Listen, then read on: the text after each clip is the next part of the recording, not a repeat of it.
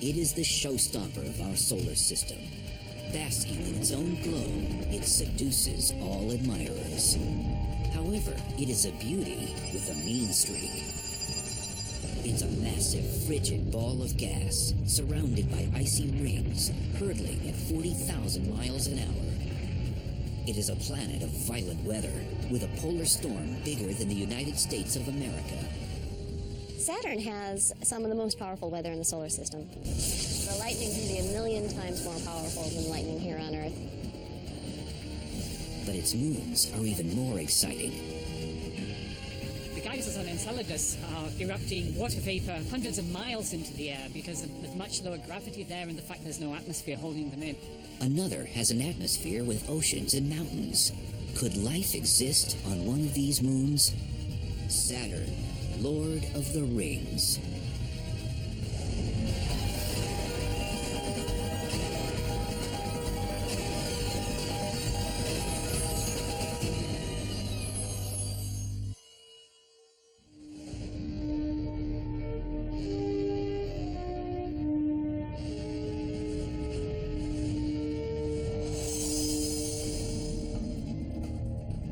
If there is one planet that represents the majesty, mystery, and awe of the universe, it is Saturn.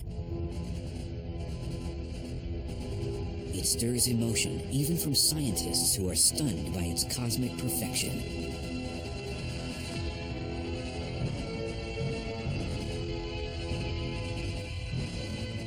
You gotta hand it to Saturn for being the most beautiful thing out there. It's been my favorite planet since I first saw it through a telescope. While it looks sleepy and serene, the sixth planet from the Sun is anything but.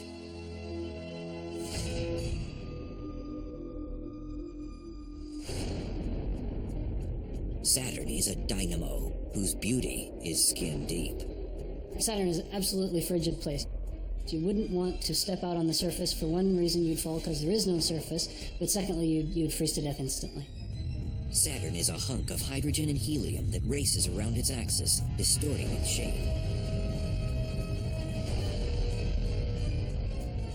When you watch a professional toss a pizza, as it spins around, it flattens out. So it's the same kind of idea. Because it's spinning so rapidly, it's actually sort of squashed, sort of bulges in the middle. It's called an oblate spheroid. Even though it's much more massive than our own planet, you'd actually weigh slightly less on Saturn than you do on Earth. A 150-pound human would weigh only 137 pounds on Saturn. That's because Saturn has such a low density, the only planet in the solar system less dense than water.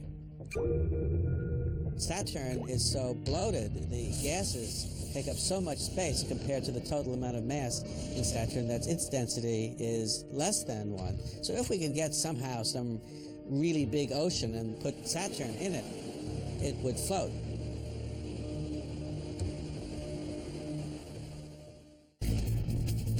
Saturn is the second largest planet in our solar system. It is a gas giant, a mass of hydrogen and helium 750 times the size of Earth. A day on the planet is 10.6 hours long, and it takes 29.5 Earth years to orbit the Sun. It has 48 named moons.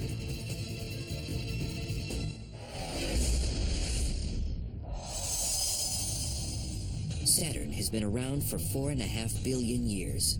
It formed by accreting carbon dust particle by particle into a rocky core several times the size of Earth.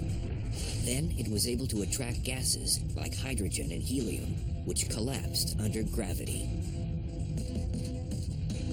As things started collapsing, this cloud began to compress. It began rotating more rapidly, but along its axis from, let's say, top to bottom, it wasn't rotating, so it was free to collapse under the force of gravity.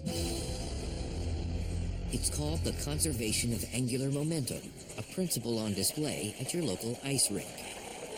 If you push your arms out, if you're an ice skater, you'll go more slowly. If you pull your arms in, then you'll be more concentrated towards the axis of rotation and you'll have to spin faster.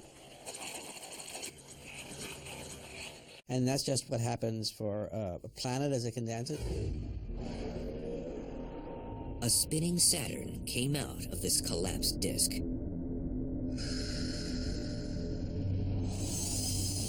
The feature that has made Saturn the most iconic planet in our solar system is her majestic, shimmering rings. They are incredibly big, 173,000 miles in diameter, wider than 21 Earths side by side. So it would take you 2 days in a really fast rocket ship to get from one side of the rings to the other. They're huge. However, these huge rings also are unbelievably thin, measuring about 65 feet. When viewed from the side, they virtually disappear. They are no thicker than about 1, maybe 2 stories in a modern-day building. They're paper thin in comparison. The rings may look like perfect solid disks.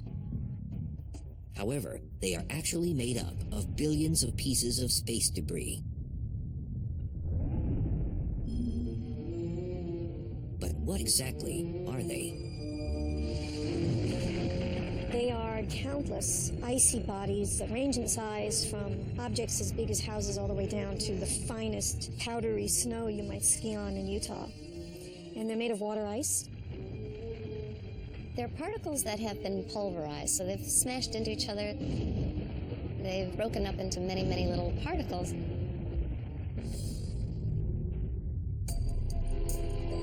If you were to be inside those rings, it would be like a beehive. They're all over the place, so bees in a swarm. It's a hostile place. You do not want to try to put a spacecraft through those rings. And these particles spin very fast. And they're screaming around the planet at 20 to 40,000 miles per hour. The inner rings spin faster than the outer rings, and there's a reason for that. Kepler's laws say that if you're going to orbit in a circle around a central body, if you're close up, you move really fast, and if you're far away, you move really slow. If a particle the size of a grain of sand moving at hypersonic speed were to strike a spacecraft, it would be like a shotgun blast at point-blank range. And now get outside the rings, things are much quieter. If you want to take a country drive around Saturn, go this way instead of following the rings. Why the rings are there is one of the planet's great mysteries. The rings might have once been some of Saturn's moons that got too close and smashed into each other. The fractured pieces were held by the planet's gravity to become its rings.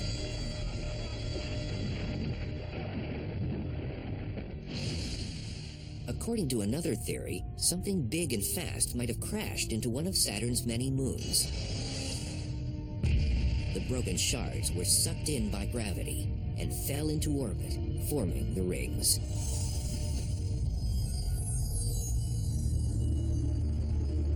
Although scientists disagree as to how the rings were formed, they do agree as to who first studied them. In 1610, the Florentine astronomer Galileo Galilei first noted the rings of Saturn. He saw these little things sticking out on the side of the planet. He had no idea what they were. So like any good astronomer, Galileo kept a journal, and he wanted to write into his journal what he had seen, but he didn't have a word for it. So in his journal, right in with the words, he drew in a drawing in place of a noun, and this is what he drew. Here's Saturn, and here's these two things. Unfortunately, Galileo never really figured out what it was. We had to wait for a later astronomer to do that. 45 years later, a Dutch physicist, Christian Huygens, had an answer. He knew that there wasn't just one ring, but several giant rings.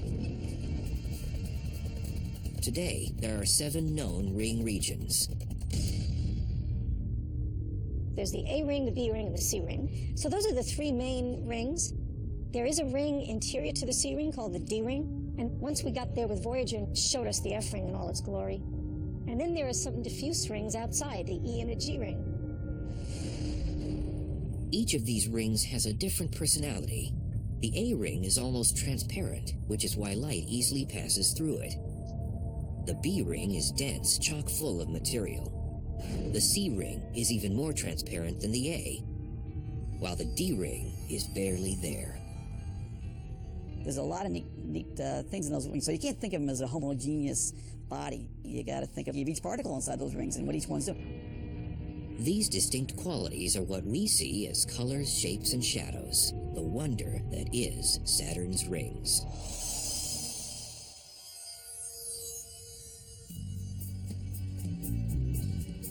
The reason we can see them at all is due to the sun. Just as our moon glows with reflected sunlight, so do Saturn's rings. It is a phenomenon called ring shine. Just imagine yourself on the night side of Saturn looking up and having the rings just completely covering the sky. It's much brighter than if the Earth on a full moon. They shimmer, and they're brilliant, and they're bright. And that's because they're mostly made up of ice particles, which reflect a lot of sunlight. However, there is evidence that the glowing marvels of our solar system won't be around forever. Some scientists are asking, just when will they disappear?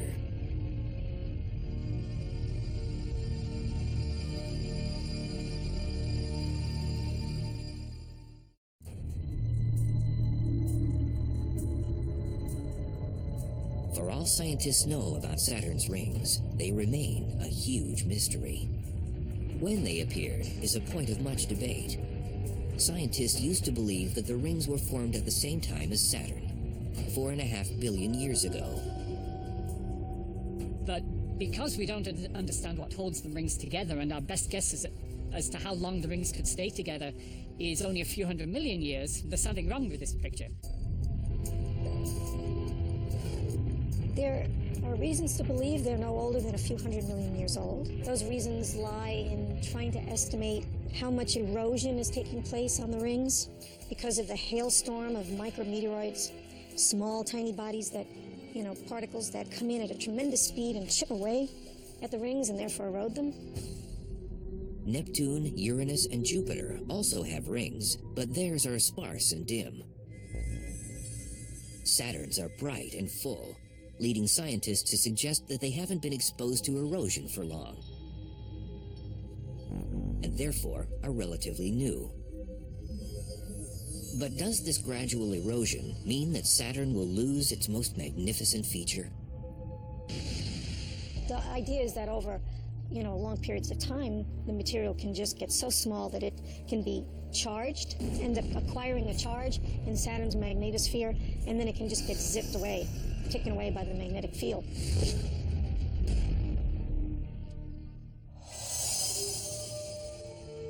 Or it just spirals into Saturn itself.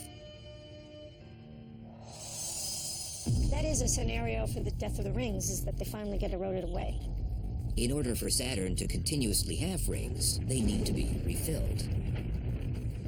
At the moment, Saturn has a tremendously large ring system, but the actual material in the rings does have to be replenished. Strangely, another kind of assault might be necessary to preserve them. They have to get renewed by an errant comet coming in and crashing, adding to the mass that's going around there. And that kind of question is still being debated. The debate continues when theorizing as to when the rings will vanish. Hundreds of millions of years, probably, maybe billions of years, we don't know. That's a matter of debate right now. Whether the rings are young and are going to die an early death, or they're old and they're going to remain with us for a very, very, very long time.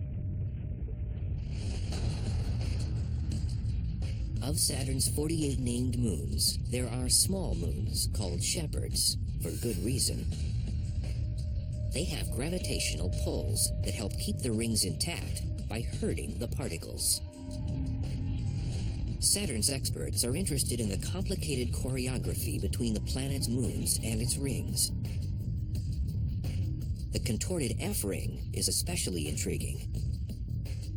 And then there's the two shepherd satellites on either side, Prometheus and Pandora.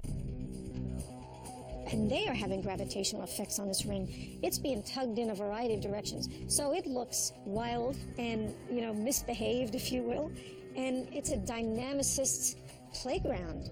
I mean, we're very, very interested in watching what happens to the F-ring because it tells us how moons interact with rings. Saturn mesmerized civilizations as early as 700 BCE, when the Assyrians took note of it sparkling in the distant sky.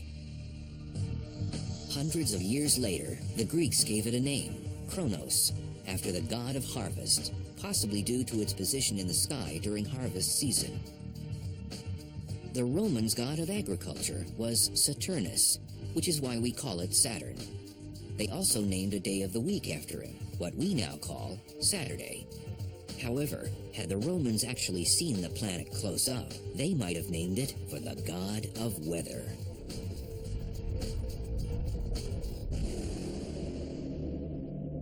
Saturn is a wild, ever-changing place, but unlike on Earth where things change on a daily and even an hourly basis, the storms on Saturn can last for days and weeks and months, and things change on a large scale very slowly over time.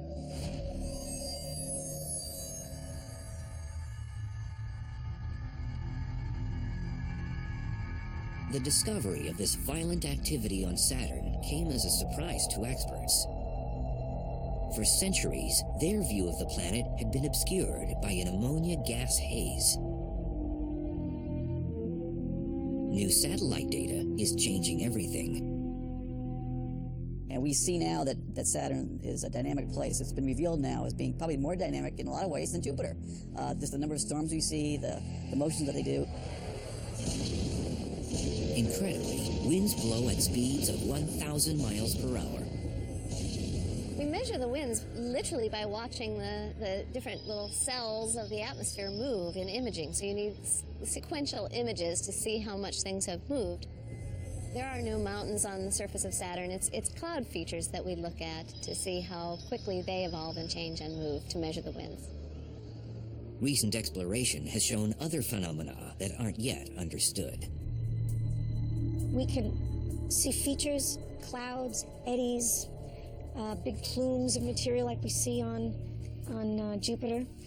And we see these oval storms, lots of them. In fact, there's one latitude in the southern hemisphere where lots of storms zip around this band, okay? And we've watched them be created. We've seen them die. They die by merging. Scientists nicknamed this area Storm Alley, after a region in America's Midwest that produces violent weather.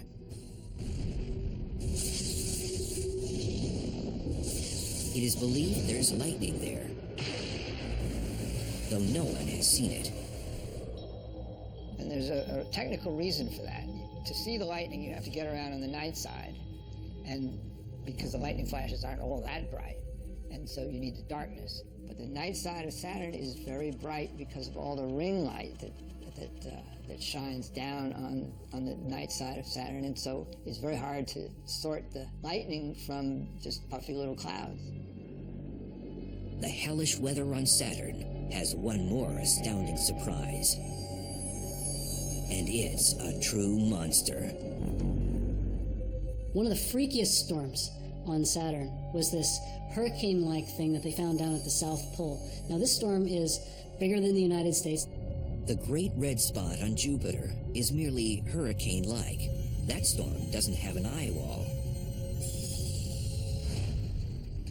However, the South Pole storm has the characteristics of a terrestrial hurricane, including an eye wall, making it the only such storm on another planet.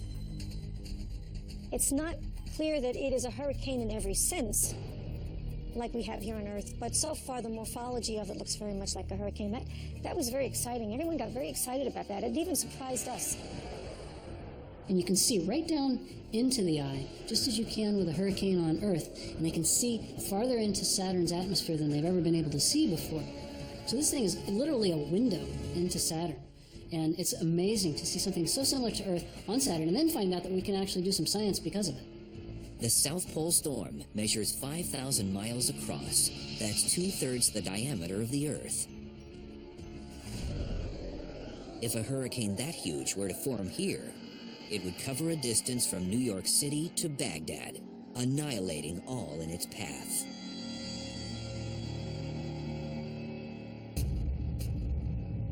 It's basically a swirling vortex of air that is centered around a hole right at the center with a walleye around it.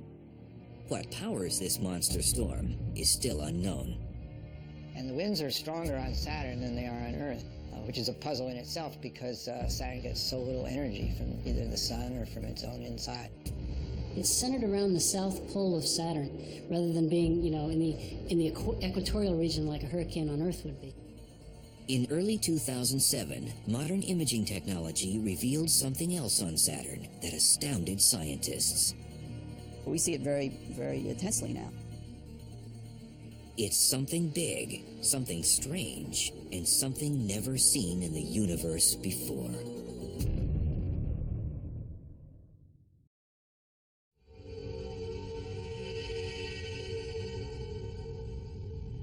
Saturn, the solar system's most bizarre yet beautiful planet, has just gotten even more mysterious. In 1979, the Voyager spacecraft showed a perfect geometric form over the North Pole. In October 2006, the Cassini craft found that it is still there. It's just bizarre, and it's there kind of still. It doesn't move with the planet.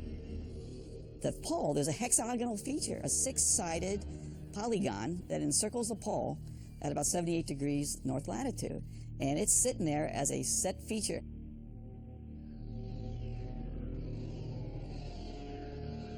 The hexagon is similar to Earth's polar vortex, which has winds blowing in a circular fashion around the pole.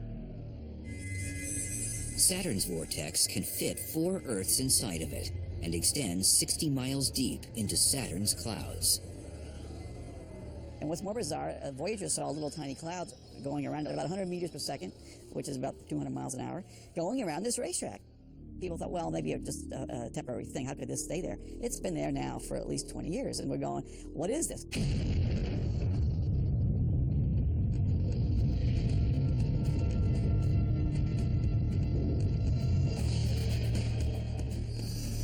If you go there, you're going to enter these thick clouds. And the deeper you go, the more intense the pressure is going to get, to a point when you just implode. You and your spacecraft can't make it any farther.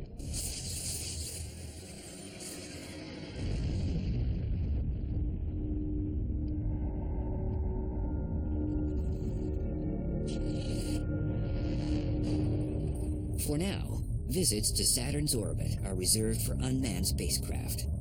But surrounding the planet are at least 48 moons. Venturing to one of those is more feasible. What's interesting now that we're going to the planet is that we're learning that in some ways the moons are where the action is. We've already been to one of them. Titan is the only moon other than our own to have been explored. The event was beyond significant. On January 14th, 2005, science fiction became fact. As part of the ongoing Cassini mission to Saturn, the unmanned Huygens probe descended onto the surface of Saturn's biggest moon. Titan lives up to its name. It is the size of the planet Mercury. In fact, it is the second largest moon in the solar system, 50% bigger than our moon. It is seductive in many ways. For one, Titan looks much like Earth. That was the thing that hit me over the head. Just how remarkably similar in process the surface of Titan looked.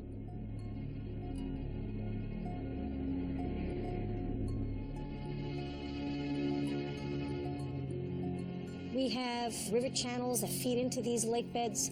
We have winds.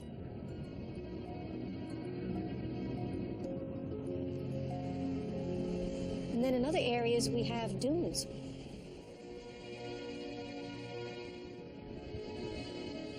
The equator region of Titan, at least on one side where we've gotten good radar imagery, has hundreds and hundreds of miles of these dunes that are 100 meters high, several miles apart, and they just go on, this vast sea of dunes.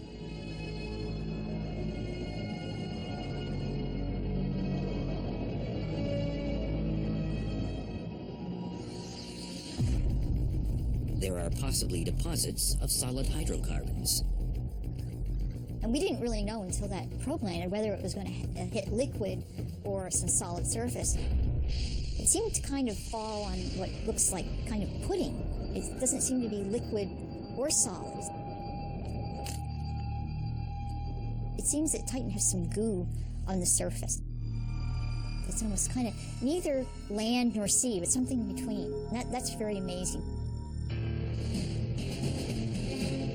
Amazingly, Titan, like Earth, has an extended atmosphere. No other moon does in our solar system.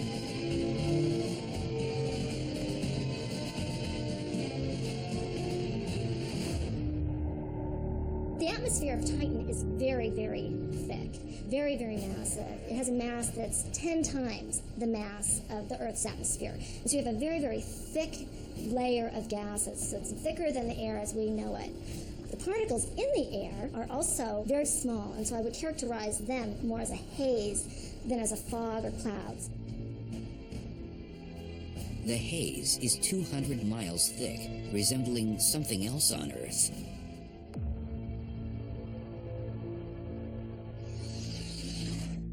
From the outside, it appears essentially opaque, like a big orange ball. But as the Huygens probe descended through the atmosphere, it's transparent enough to be able to see the surface features as it fell through. But it's not unlike a hazy day here in Los Angeles. It's not the color of the atmosphere that most intrigues scientists. It's the composition. Nitrogen and methane, the same gases they believe made up much of Earth's early atmosphere. The idea that Titan's atmosphere mimics the atmosphere of early Earth 4 billion years ago is something we're very, very excited about and interested in, and it's one of the things we're studying very hard in our laboratory. Let's see if we can get this aligned. Do we have? At the University of Colorado, Dr. Margaret Tolbert is simulating Titan's atmosphere in her lab. Might it, too, have the necessary ingredients for life?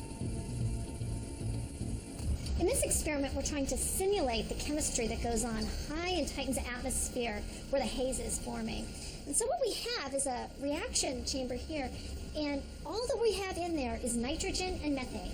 So the two most important components of Titan's atmosphere. And then we're just going to flick on a lamp, and that lamp is going to simulate the sunlight hitting Titan's atmosphere.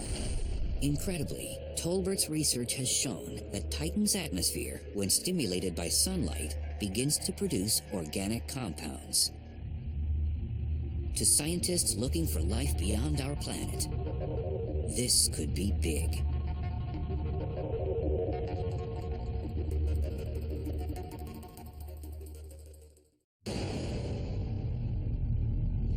As scientists scour the galaxy for signs of life, there are some exciting results from within our own solar system. Saturn's moon, Titan, seems to have the necessary ingredients. Testing at the University of Colorado has shown that when sunlight interacts with Titan's nitrogen and methane-rich atmosphere, organic compounds are created. So these organics are floating down to the surface of Titan, and you can see them in the pictures, and who knows what they're doing once they're there. They could be providing energy to some new kind of life. Further research is needed to determine if there really is life on Titan, or if it might someday develop. Although its atmosphere resembles early Earth, the environment is vastly different. It's cold. It's 300 degrees below 0 Fahrenheit, and there's no liquid water. So that's a big difference between early Earth and Titan. The lakes and riverbeds on Titan were carved out of the ground by something. There's no liquid water on the moon, so what flows on this terrain? The hills on Earth are made of silicate rocks, whereas the hills on Titan are ice and methane ice. The river channels on Titan are formed by methane rain, as opposed to the Earth river valleys formed by water. Liquid methane, it seems, rains down on Titan, or did at one time. On Titan, it is so cold that gas has liquefied. And there are coastlines and rivers and all this terrain shaped by moving rivers of methane. It's just completely intriguing. Methane is the principal component of natural gas, butane, and propane, all sources of fuel.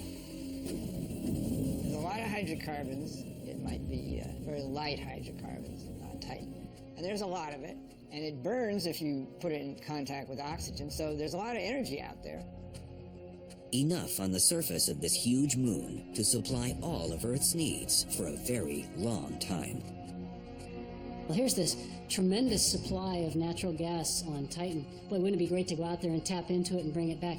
But I think that you would find that it would cost you so much to go out and get the methane and bring it back that you would never be able to effectively power anything on Earth with it. While Titan is Saturn's largest moon, one of its smallest may be even more exciting. It's a brilliant ball of ice and rock called Enceladus. It's a tiny object. It's only about 300 miles in size, so that's what, about the eighth the size of our own moon. And we've never seen a body that small that has activity on it. This activity was discovered in 2005 by Dr. Carolyn Porco and her Cassini imaging team. One photo seemed to suggest that jets were coming out of Enceladus. It seemed very likely to the members of my team that it's possible that these jets are actually geysers. They're erupting from pockets of liquid water not too far beneath the surface.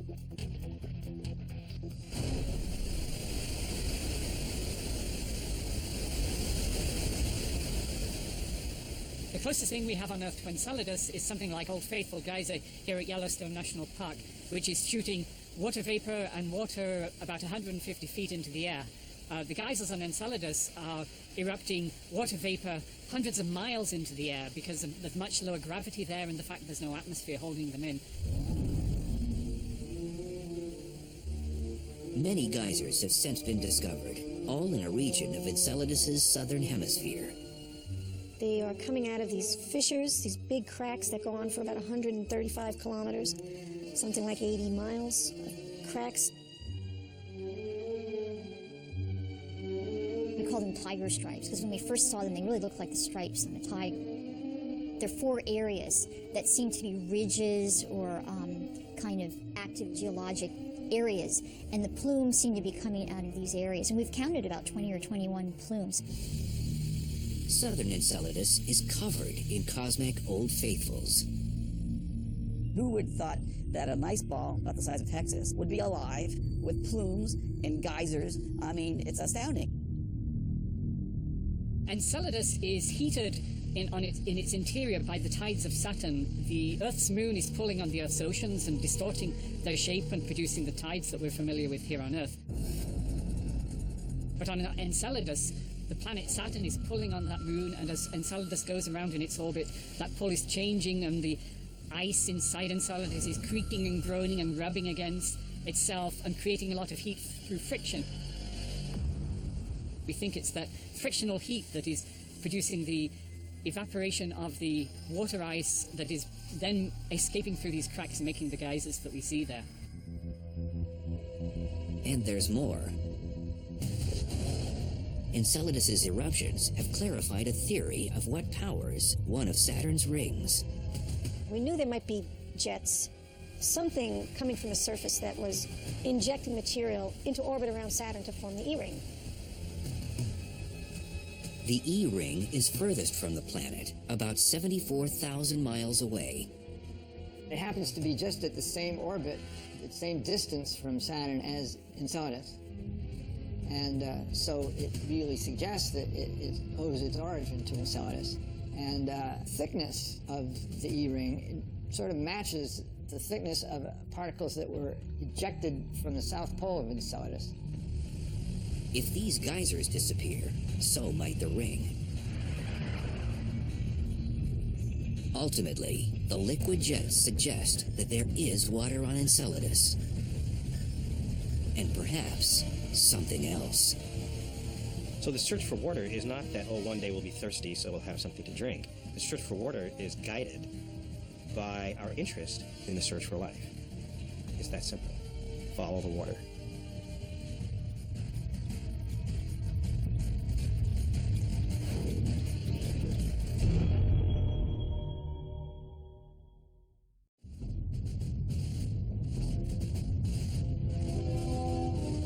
Saturn's moon Enceladus is one of the most exciting and least understood places in our solar system. Enceladus is a really strange place. The strangest thing that got people's attention first is it's very, very bright. It's the whitest object in the solar system.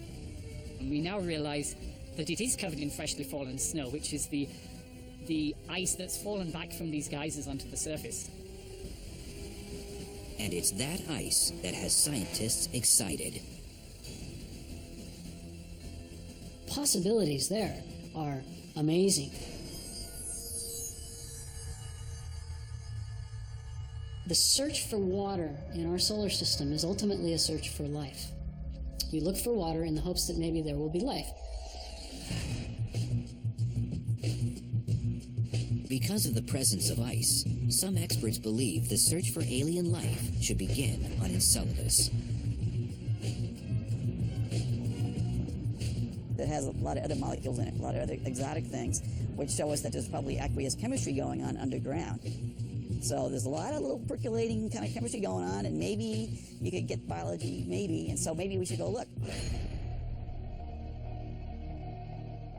This is kind of the holy grail of modern-day planetary exploration, to go and seek out those environments in the solar system where life might possibly have gotten started, and we just stumbled upon it.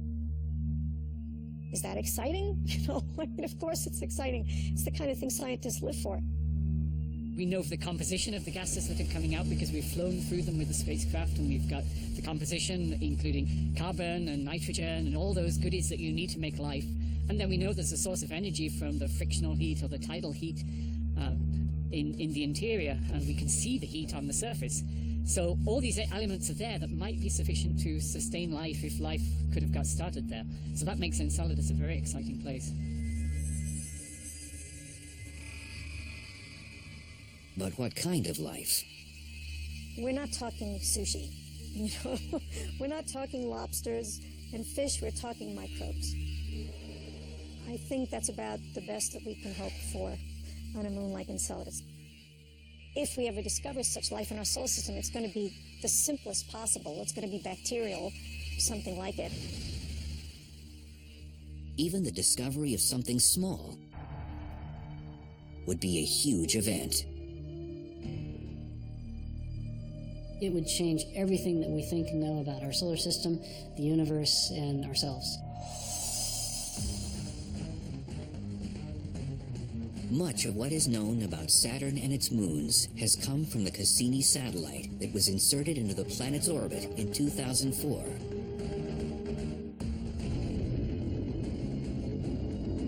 It is currently touring its rings, moons, and the planet itself. By 2008, Cassini will have made 70 trips around the gas giant.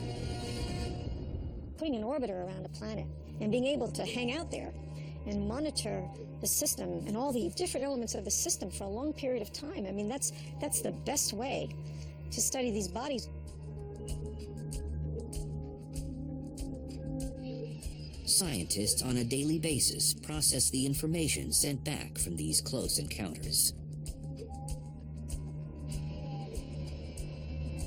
In addition to the camera, there's a radar that can send its radio waves through the clouds, get an echo off the surface, and make an image of the surface. And then there's spectrometers to measure the composition and other infrared devices to measure temperature. So it's a very comprehensive spacecraft.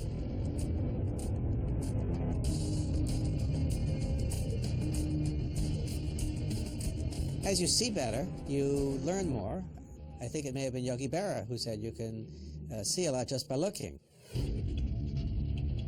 Relating this information to processes on Earth could help explain mysteries of our own planet. Saturn is really very different from the Earth. Its diameter is 8 or 9 times greater than that of the Earth. Its atmosphere is made of hydrogen, completely different from our own atmosphere. But the same physics is going on. The same forces are controlling the weather on Saturn as are controlling the weather on Earth. It is part of our history. It's the solar system. So understanding how our solar system formed is really understanding how I got here. And understanding the nature of the other planets that are in the solar system. I mean, they're like my neighbors. Cassini's new imaging technologies are giving us never-before-seen views and information by the day. Cassini's close encounters with Saturn will bring us nearer to unlocking its secrets. It's quite complex, and it'll take us a long time to figure it all out. I don't think we ever will figure all of it out. But it's just the beauty of being able to be in orbit and monitor a rich planetary system like Saturn's. The Earth has a context in the rest of the universe. And you want to know where we fit in the universe? You don't get the answer to that just studying the Earth itself. For as much as we discover about the Lord of the Rings, it will always inspire us.